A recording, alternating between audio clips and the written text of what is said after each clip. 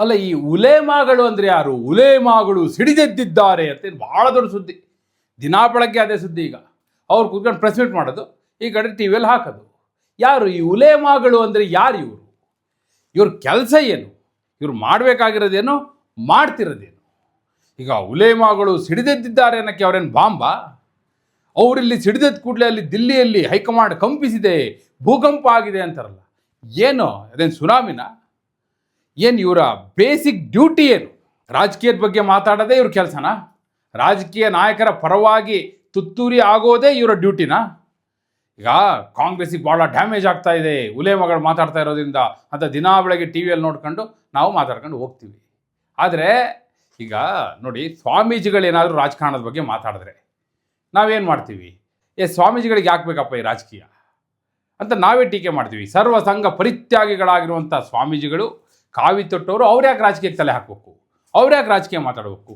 ನಾವು ವಿಶ್ಲೇಷಣೆ ಮಾಡಿಲ್ವಾ? ಚರ್ಚೆ ಮಾಡಿಲ್ವಾ? ಹೀಗಿರುವಾಗ ಈ ಉಲೇಮಾಗಳು ಅವರ ಕೆಲಸ ಏನು, ಅವ್ರು ಮಾಡಬೇಕಾಗಿರೋದೇನು, ಮಾಡ್ತಿರೋದೇನು, ಬೇಸಿಕಲಿ ಅವರ ಡ್ಯೂಟಿ ಏನು? ಅದೇ ವಿವರವನ್ನು ಕೊಡೋ ಸಲುವಾಗಿ ನಾನು ಬಂದಿದ್ದೇನೆ. ಆತ್ಮೀಯರೇ, ವಾರ್ತೆಯ ವಿಶೇಷ ಕಾರ್ಯಕ್ರಮಕ್ಕೆ ಸ್ವಾಗತ.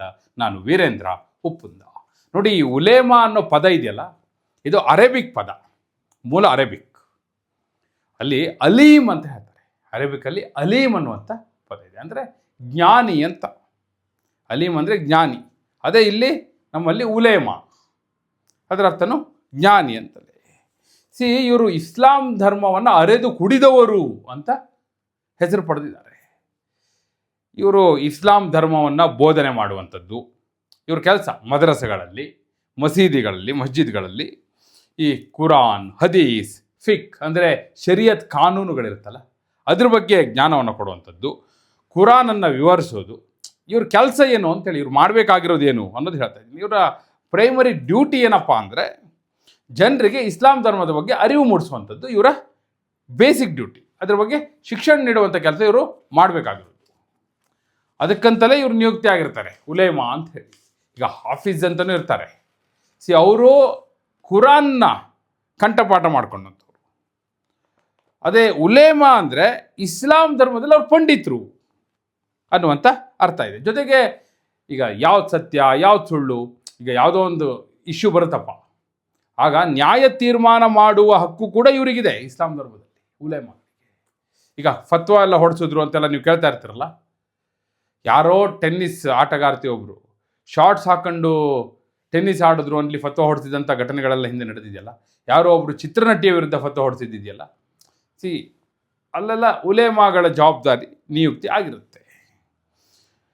ಅಂದರೆ ಮುಸಲ್ಮಾನರು ಧಾರ್ಮಿಕವಾಗಿ ತಪ್ಪು ಹಾದಿ ತುಳಿಯದಂತೆ ಜ್ಞಾನ ನೀಡುವ ಜವಾಬ್ದಾರಿ ಉಲೇಮಾಗಳದ್ದು. ಎಲ್ಲ ಕಡೆ ಇರ್ತಾರೆ ಇವರು.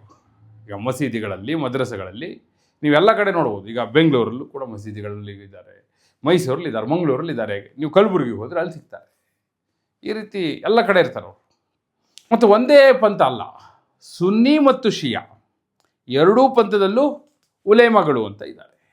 ಈಗ ಅವರು ಸಿಡಿದೆದ್ದು ಪ್ರೆಸ್ ಮೀಟ್ ಮಾಡ್ತಾ ಇದ್ದಾರಲ್ಲ, ಮಾಡ್ತಿರೋ ವಿಷಯ ಯಾವುದು? ರಾಜಕಾರಣ, ರಾಜಕೀಯ.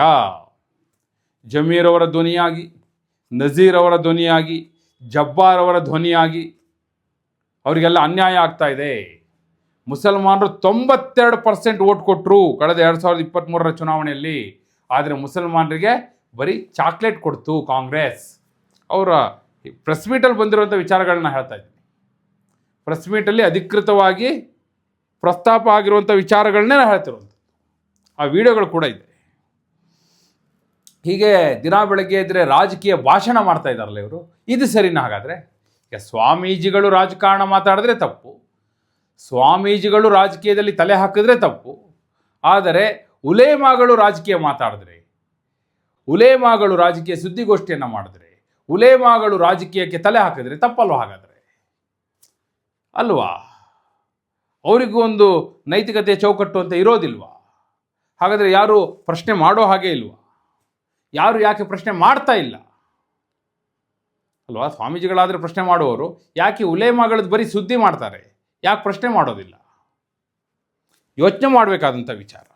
ಯಾಕಂದರೆ ದಿನಾ ಬೆಳಗ್ಗೆ ಎದ್ರೀಗ ಮುಸ್ಲಿಮರಿಗೆ ಅನ್ಯಾಯ ಆಗಿದೆ ಹಾಗೆ ಹೀಗೆ ಅಂತಲೇ ಮಾತಾಡ್ತಾ ಇರುವಂಥವ್ರು, ರಾಜಕಾರಣಿಗಳ ಧ್ವನಿಯಾಗಿ ಮಾತನಾಡ್ತಾ ಇರುವಂಥವ್ರು ಹೀಗೆ ಮಾಡ್ಕೊಂಡು ಹೋಗ್ಬಿಟ್ರೆ ಯಾವ ಪಾರ್ಟಿಗೆ ಡ್ಯಾಮೇಜ್ ಆಗ್ತಾ ಇದೆ, ಯಾವ ಪಾರ್ಟಿಗೆ ಲಾಭ ಆಗ್ತಾ ಇದೆ, ಅದು ಇಶ್ಯೂ ಅಲ್ವೇ ಅಲ್ಲ.